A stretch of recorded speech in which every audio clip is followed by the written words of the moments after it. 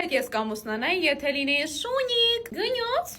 Հնարավոր առաջին տարբերակը կորգիներն են։ Իրականում սիրում եմ կորգիներին, բայց վստահ եմ, որ ընտանեկան կյանքի մեջ ինքը կլիներ անպատասխանատ, մանկամիտ, պետք է անընդհատ իրան հետևեմ, նայեմ, որ գնա, գա, անի դրի, ինչը ինձ պետք չի։ Կորգին կգնահատենք ծիծիլյոնից 4։ Հաջորդ տարբերակը դալմատինիեցներն են։ Իրականում երկակի մտքեր են առաջանում։ Կողմից կարծում եմ, որ լավ ընտանեկան շուն կլիներ։ Մյուս կողմից էլ մտածում եմ, որ ինքը կարող է նարցիստիկ ինչ-որ բնավորություն ունենա։ Դա ինձ պետք չի։ Ծիծիլյոնից կգնահատենք 6։ Երրորդ տարբերակը դոբերմաններն են։ Չնայած որ ծիտ են իրանք ուղակի, հաստատ շատ սիրուն կլիներ, ասես պարապած, ուլալա, բայց վստահ եմ, որ շատ արգելքներ էր դնելու, էս մի արա, ստեղ մի գնա, էս մի խոսա, էս մի հագի։ Մեր մեջից արգելք դնողը գուշակեքով կարա լինի ես, ընտանեկան կյանքի համար հարմար չի, աբյուզերոտ տպավորություն է թողնում, ծիծիլյոնից 4։ Վերջին տարբերակը այս պարոդայի շներն են, անունը մոռացել եմ, կարա գրեք կոմենտներում։ Ինքը վստահելի է 100%-ով ընտանեկան կյանքի համար իդեալական, շերվա հազարին ինչ ասես կանի, կոքնի, կլուծի խնդիրները, պլյուս ինքը ունի շատ լավ բարի հումորի զգացում, այսինքն սկուչնը не будет уж точно, ծիծիլյոնից 10։